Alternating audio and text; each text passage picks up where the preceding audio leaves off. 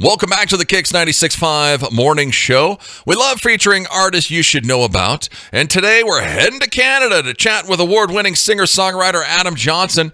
Adam grew up in Saskatchewan, started his musical journey during the pandemic. He released his first single, and it went straight to number one. So he hasn't stopped. His latest single, Blame It On Me, is out now. We're excited to have Adam Johnson on the show. First, Adam, thanks so much for coming on. Thank you for having me. We got him up early this morning to be on the show, so we appreciate it. But what were you thinking, Adam?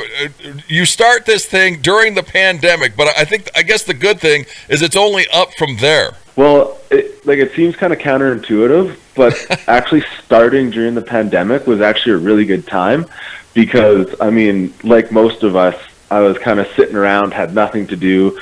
I was like between jobs at the time, so it's not like I had all this like responsibility.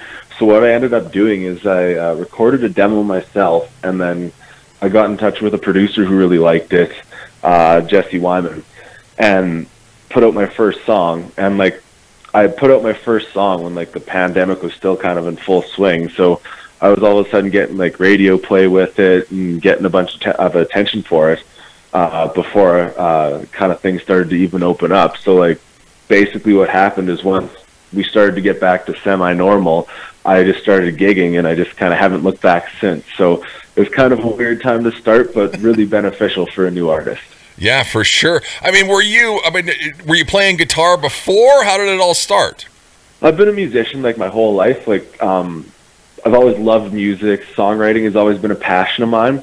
So like, I probably wrote my first song when I was like 10 years old, maybe even younger. So it's not like I wasn't like a musician. I was just a hobbyist musician, right? Like I think I played maybe like 2 shows before the pandemic hit, like a couple like fun things with my friends, and then that changed pretty quickly. So yeah, it was like a weird transition going from like a hobbyist to a professional without having a bunch of these like in between steps. Yeah, if that makes any sense. Oh yeah. Yeah, you skipped a lot, but and then Come On, Let's Go, the first song you do goes to number 1 on Canadian Indie Country Countdown. You got to be thinking, holy crap. Yeah, that's super cool. I gotta give a shout out for the CICC for putting on a chart that supports indie artists like us, because God knows that there's not enough support for indie artists. But yeah, it was crazy to watch that happen. Like I never would have imagined that I could say that I had a number 1 song with my first single, but it's pretty darn cool. Yeah, for sure. How's the Canadian scene? Because the Canadian scene, there's a lot of you up there. Are we teaming with anyone? Are we working with anyone? What's going on? Yeah, so I've actually done a few singles with people. I've worked with a couple friends of mine from Saskatchewan. I put out a song called Craven, and I'm not sure if you guys are familiar with the Country Thunder Festival. Yeah, there's I'm trying to think of where they are. They're in Wisconsin, Florida, and Bristol, I think, in the U.S. And then they're in Calgary, and a little town called Craven was the first one in Saskatchewan. And basically, it's been running for like 20, 30 years, maybe more. I can't remember off the top of my head. But my uncle used to attend it back in the 90s, and he wrote this whole song called Craven about it. And I was lucky enough to put that out. I put that out with my friends Daryl Anderson, Cooper Trupeau, and Ches Anthony. So it was really a ton of fun doing that one. It's kind of a party song. Honestly, it's the perfect like festival camping song. So I've worked with a lot of guys like that, and everyone in like the Canadian country scene is like so amazing and so hardworking and so nice. It's just awesome to get along. Canadian Country Music Awards are always a treat because you get to catch up with everything, and hopefully I have some more collaborations to come. Yeah. Well, and I've spoke with a few of you guys. You're all big Nickelback fans. Yeah. Nickelback, it's funny. It's a very polarizing taste, but I grew up loving Nickelback. They were actually one of the first shows I ever went to. And ironically enough, last night they just announced the majority of the artists for Country Thunder Saskatchewan, and I think Nickelback's one of the headliners. So, oh wow, yeah, they're making their push into country a little bit. Yeah, because I think, what was it? Garrett Gregory, I think was his name. He like lives in the town where Nickelback's from, and he's a country artist, and he kind of has your vibe too, the rock and country songs. But I like it. I like the vibe you guys are doing. But I mean, have you had that many hurdles? You're a good-looking guy, Adam. I mean, things are going well. Have you heard any no's? What's been happening? Oh, there's always a ton of no's. It surprises me sometimes. Like, you're like, oh, this gig is a shoe-in, and all of a sudden they're like, oh, sorry, we don't have room for you, or someone else gets it. Like, it happens from time to time, and I think that's just part of the music industry. Like, if you're not getting no's, you're not pushing yourself far enough, or you're just the luckiest person I've ever met. But I think it's important. Like, it can be very, like, stressful, because, like, there's all these ups and downs. Sometimes your song does really well. Sometimes you put out a song and put all this effort into it and it flops. And all you can really do is, like, look at how lucky we are to actually make music for a living, because not a lot of people get that opportunity. So for me, I definitely think about and try to keep to mind the good things around the industry. Yeah, I mean, you're shooting some video. If you go check him out, Adam Johnson, he's at adamjohnsonmusic.net. He's on Facebook, Instagram. Go to YouTube, check out some of his little shorts here. Where are you singing this Blame It On Me? Because there's like no one around. Where were you filming this? I'm trying to remember when we filmed it. It was August or September. But that's the parkade of our university. It's right outside our football. It's not really a stadium, because we definitely don't do university football the same way you guys do in the States. But it's the parkade there, and we kind of hit there at twilight. So it was like early enough in the year that there wasn't a bunch of university students studying. Yeah. And we got really lucky. There's a whole university grounds in the background kind of behind me. And it turned out to be the perfect spot to perform that video. Yeah, no, it's funny. It's like, where is he at? You're on like a bridge. There's nobody around. I was like, man, what? But it's cool though. At the same time, go check him out. Blame It On Me is his new single. We're going to play it for you here shortly. What's with Canadians doing cover songs on social media? You've done a bunch of them. I mean, a lot of you guys are doing. I mean, I guess it's good to get you out there and singing different songs, and people get more of a taste of you. I didn't know that was a Canadian thing, to be honest. Maybe just an artist thing. Yeah, like I know algorithmically, it helps a lot, because even just if you think about yourself, I'm sure if you're scrolling TikTok or Instagram and whatnot, if somebody's singing a song, you might be more inclined to, hey, I'll check this out. Yeah. And then the hope is that they like it and go check out the rest of your stuff. And I mean, covers are fun too. Like, especially in the country scene. I don't know if it's the same everywhere, but in Canada for sure. You can play a lot more gigs if you're going to play some of the classics like Cadillac Ranch and all those kind of songs. So it's definitely fun to play stuff that people's really familiar with as well. It's nice to get them singing along, dancing, all that stuff. So nothing wrong with a good cover. Wow, Cadillac Ranch, my ears perk up. We're like 45 miles from Chris Ledoux's hometown. I don't know what it is, but in Saskatchewan, Nitty Gritty is like huge. Like lots of two-stepping is part of it, but. Huh. Interesting. Well, you're in Calgary right now. What are you doing there? So it's a professional development program for artists. I'm here all month. I have a couple shows, or not a couple shows. I have one show at the showcase at the end of the month on the 30th, where I'm going to play a couple songs. But it's like a really neat opportunity where I get to spend the entire month with 10 other artists and meet a ton of like industry professionals and just kind of get more information and not necessarily learn the ropes, but like the thing about music is it's not like being a lawyer, being a doctor, where somebody teaches you, oh, this is how you do it. Yeah, there's not a textbook. Yeah, so it's like this can fill in a lot of the gaps and like, teach you like all these random things like, hey, did you know that when your song gets played on X places or in a restaurant or whatever, you get royalties for that, right? So like a lot of people don't realize that like they're earning money in certain places, or they don't realize the best way to reach out to like venues and different stuff like that. Just because like, how else would you know? There's no one there to tell you. So it's like you get to learn a lot of stuff like that. And for me, it's a lot about filling in the gaps, because you never know what you don't know.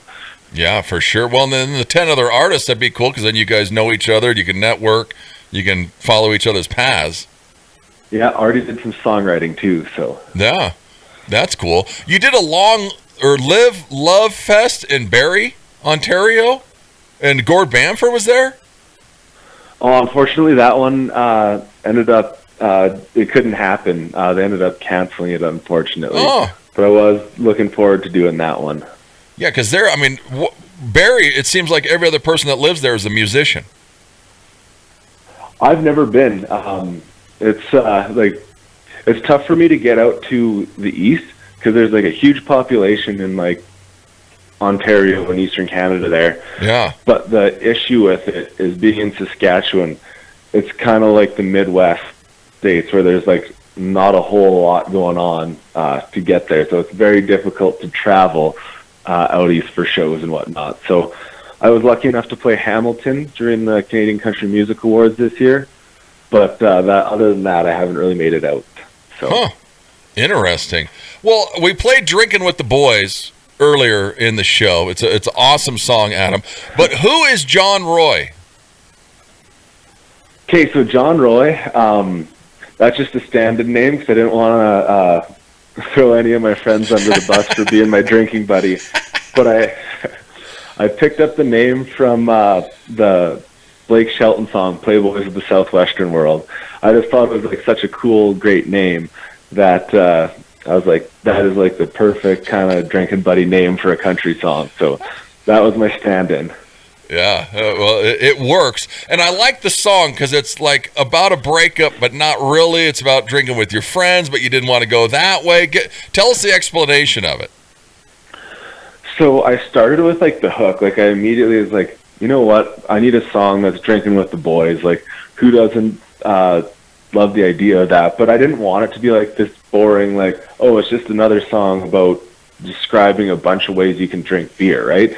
So what I kind of wanted is I wanted there to be a story and like kind of like a reason behind it. And I think it's super relatable, and a ton of people can attest that they've gone through these relationships and breakups where like you get out of it and you're like, what have I been doing? Like, I feel like I've been missing out on that. And it's really about having your friends there kind of at your back and helping you get through that relationship and get back on your feet kind of thing. So that's what I was going for with Drinking with the Boys. Yeah. And I like you young guys, you got to have like one swear word in the song. I'm listening to it last night and I'm like, I got to get that out of there. But that's like the new trend in country. Well, we should have sent you. We have a radio edit for you. We should have sent you that one. Yeah, exactly. Well, I was looking for it, and I was like, I'll just edit it out myself.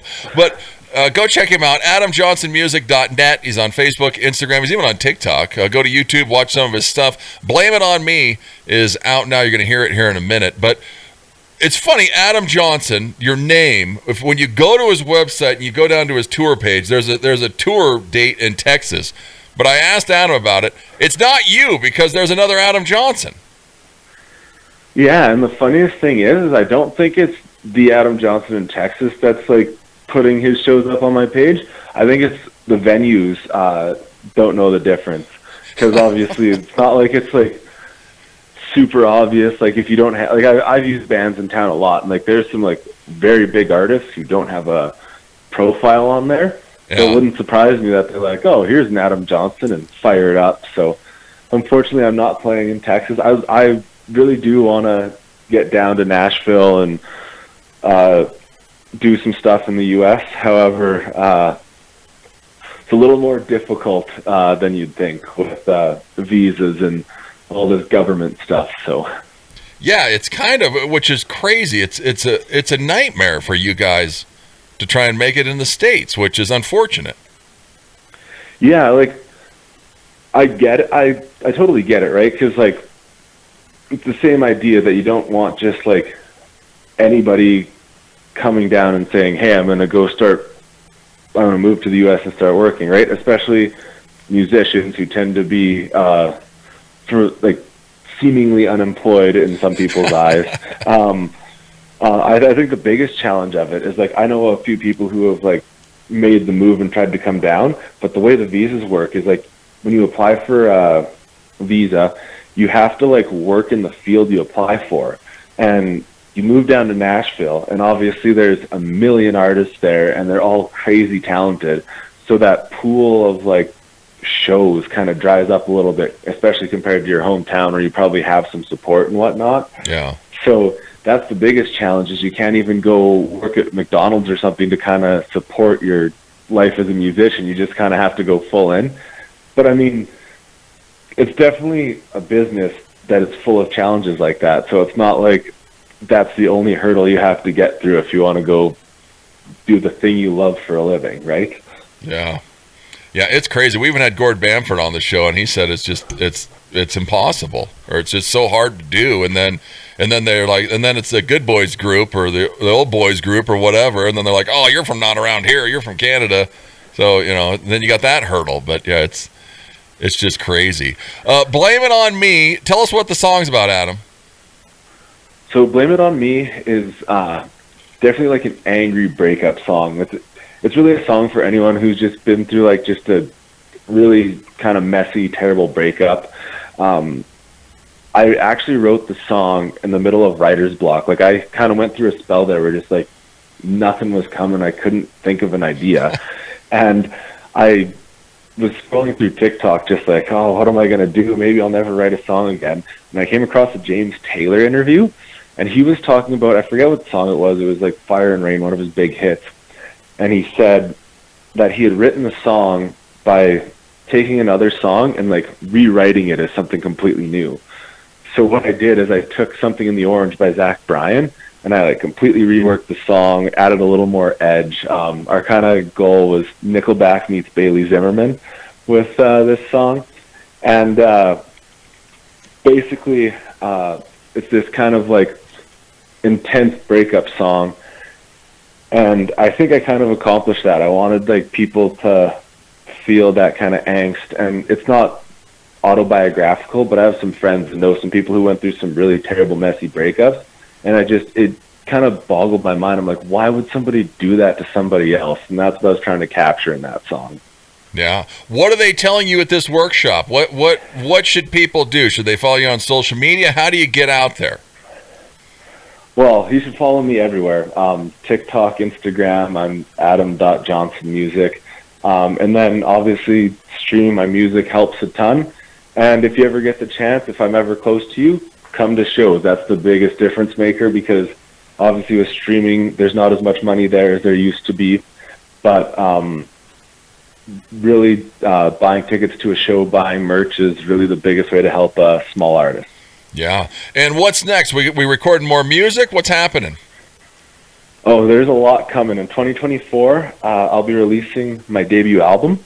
The plan is to do it one single at a time, so every couple months there should be a song coming out in 2024, and then in the fall, September, I should be releasing the whole album. So I'm really excited for that, and I'm just working on the show dates right now, but I'm hoping to have a ton of shows coming in 2024 as well. So.